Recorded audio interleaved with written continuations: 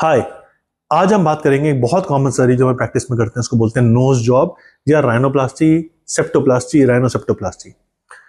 तो बहुत से लोग सोचते हैं कि इस सर्जरी को सिर्फ कॉस्मेटिक सर्जरी की तरह से मानते हैं, बट आज मैं आपको दिखाऊंगा कि इस सर्जरी में हम करते क्या हैं और क्या ये सिर्फ सुंदरता के लिए है या कुछ और भी इसका कारण है।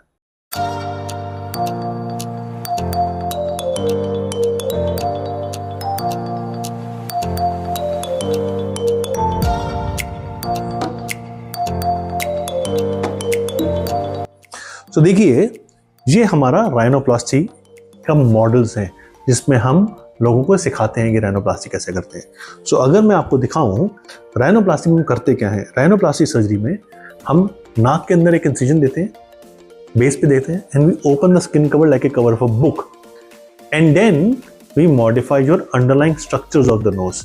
नाक की कार्टिलेज और बोन जो नाक का एक ढांचा बनाते हैं उसको मॉडिफाई करते हैं। सो अगर आप क्लोजअप आके देखें, हम ये अंडरलाइंग स्ट्रक्चर्स को मॉडिफाई करते हैं।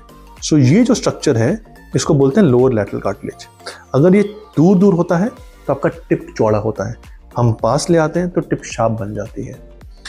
इसको बीच वाले पोर्शन को बोलते हैं सेप्टम।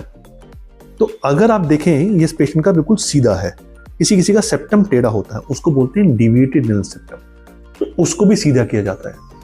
जिसका डिविएटेड नेजल सेप्टम है उस पेशेंट को ब्रीदिंग इश्यूज भी हो सकते हैं, नाक से सांस लेने में दिक्कत हो सकती है, तो वो दिक्कत भी इस सर्जरी के बाद ठीक हो जाती है।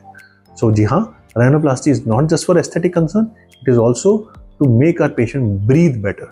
सो सेप्टोप्लास्टी की जाती है। उसके अलावा अगर आप और ऊपर देखेंगे तो आपको हड्डी दिखेगा। जो हड्डी होता है और डॉर्सम सेप्टम कार्टिलेज होता है उसका किसी किसी में हम्प होता है, तो आप साइड से देखेंगे उनको हम्प दिखेगा। उस हम को रिमूवल के लिए incremental resection of cartilage and bone किया जाता है। जिसकी बोन्स चौड़ी है, नाक चौड़ी है, उनको बोन्स को पास लाया जाता है। ये डिफरेंट तरह के भिन्न तरह के स्टेप्स होते हैं। किसी का टिप ड्रूपी है तो हम कार्टिलेज सपोर्ट देते हैं ताकि टिप लिफ्ट हो जाए। ये सब स्टेप्स होते हैं राइनोप्लास्टी में। इसके अलावा और भी स्टेप्स होते हैं। राइनोप्लास्टी सर्जरी में आपकी चमड़ी नहीं बदली जाती, अंडरलाइंग स्ट्रक्चर बदले जाते हैं। राइनोप्लास्टी सर्जरी का तात्पर्य ये हुआ कि अगर चमड़ी नहीं बदल रहे तो अगर आपका किसी का स्किन थिन है तो रिजल्ट तुरंत दिखेगा, और अगर किसी का स्किन थिक है तो रिजल्ट अमूमन तौर पे थोड़ा टाइम लगाएगा दिखने में। ये सब इंपॉर्टेंट पार्ट्स हैं जो आपको आपके सर्जन के साथ डिस्कस करने चाहिए राइनोप्लास्टी से, कि हमें क्या क्या सर्जिकल स्टेप्स कर रहे हैं। मेरे जो कंसल्टेशन होती है उसमें हम एटलीस्ट 20 to 25 डिफरेंट स्टेप्स होते हैं, डिफॉर्मिटीज होती हैं, जो नोट करते हैं कि इस पेशेंट में है या नहीं है, और उसके हिसाब से सर्जिकल स्टेप्स बनते हैं। सो एक डिटेल ट्रीटमेंट प्लान बनता है राइनोप्लास्टी का कि किस पेशेंट को क्या ज़रूरत है।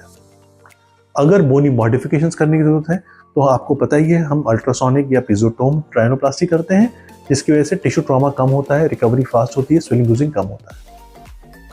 राइनोप्लास्टी एक बहुत ही डिटेल्ड मैथमेटिकल सर्जरी की तरह होता है। जो जो आपने नोट किया, आपने मॉडिफाई किया, वो रिजल्ट आपको दिखता है। Over a period of time वो रिजल्ट सामने उभर के आता है, क्योंकि इस सर्जरी के बाद थोड़ा स्वेलिंग आता है नाक में, इसलिए हम बोला जाता है कि 1 से सवा साल लगता है रिजल्ट इंप्रूव होने। राइनोप्लास्टी बहुत ही इंपॉर्टेंट सर्जरी है हमारी प्रैक्टिस में, और बहुत से लोग ये कराते हैं to make them look good, make them feel good, make them breathe better. Understand, nose is centre piece of the face, और एक बार आपका नाक का शेप बेहतर हो गया, आपका ओवरऑल चेहरा बेहतर लगता है। इस टॉपिक पे, इस विषय पे आपके कोई और डाउट्स हैं, कोई और क्वेश्चंस हैं, आप हमसे पूछिए। Me and my team are always there to guide you sincerely and honestly.